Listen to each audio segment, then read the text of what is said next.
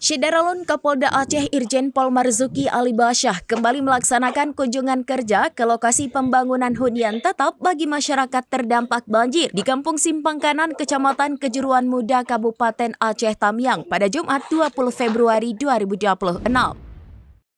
Kunjungan tersebut dilakukan dalam rangka mempercepat pemulihan pasca banjir serta memastikan proses pembangunan hunian tetap yang dibangun oleh Polri berjalan sesuai target. Setibanya di Tamiang, Kapolda Aceh terlebih dahulu melaksanakan sholat Jumat bersama masyarakat setempat.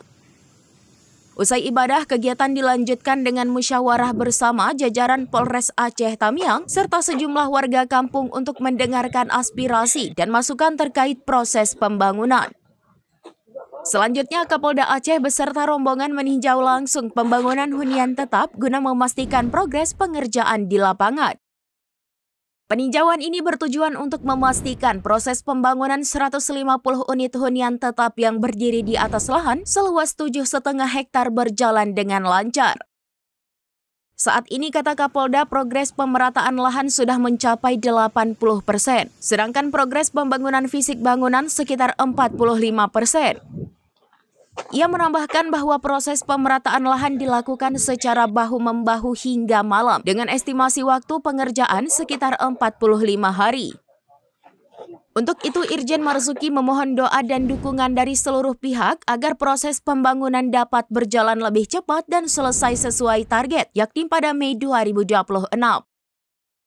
Bahkan jika memungkinkan, usai Lebaran atau menjelang Hari Raya Idul Adha sudah tahap akhir.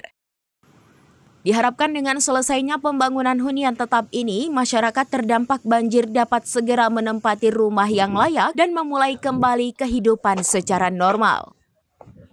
Dari Aceh Tamiang, Rianza Alfandi, serambinews.com.